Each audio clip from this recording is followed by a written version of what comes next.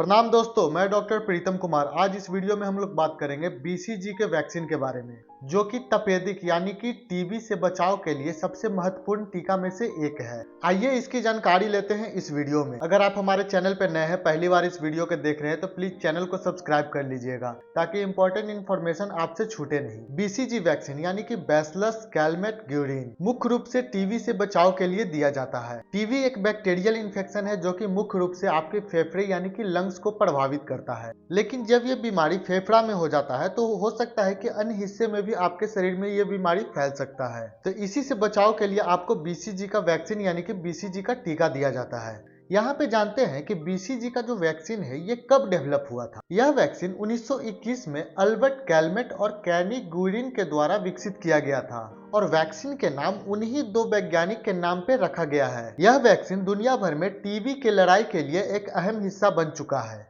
अब यहाँ पे जानते हैं कि जो बीसीजी का वैक्सीन है किन्हें दिया जाता है।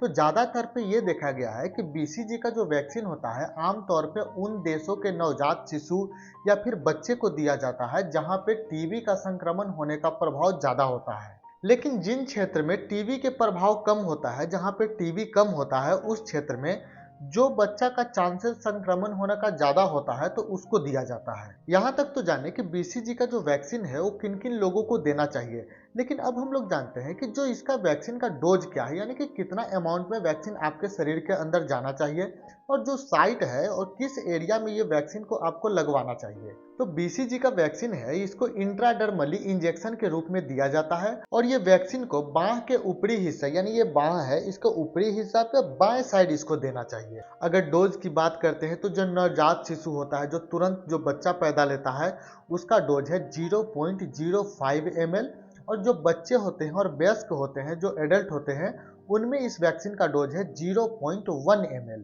और जरूरी बात यह है कि इस वैक्सीन को सही मात्रा और सही तरीका से लगाना बहुत जरूरी है। अभी तक तो हम लोग ये जाने कि जो बीसीजी का वैक्सीन है आपको टीबी के संक्रमण होने से रोकता है, लेकिन इसके साथ साथ और भी तरह का इन्फेक्शन और भी तरह का बीमारी है उसको भी होने से रोकता है, जैसे कि लेप्रेसी यानी कि कुष्ठ रोग जिसको बोलते हैं, उससे भी ये सुरक्षा प्रदान करती है। और ये वैक्सीन अन्य तरह के और भी संक्रमण होते हैं उससे भी बचाती है।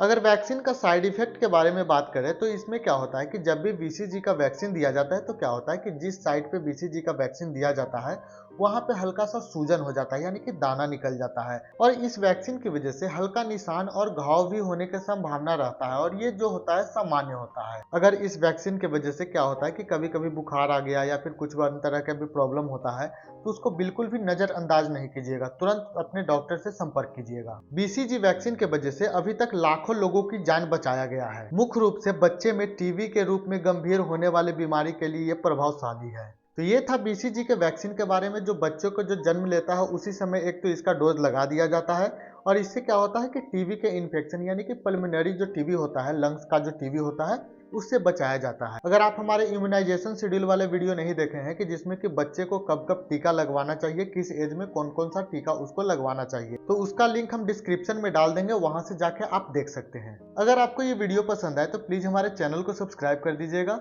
और जिनकी इसकी जरूरत है वहां तक इसको जरूर शेयर कीजिएगा। मिलते हैं अगले वीडियो में, तब तक के लिए धन्यवाद।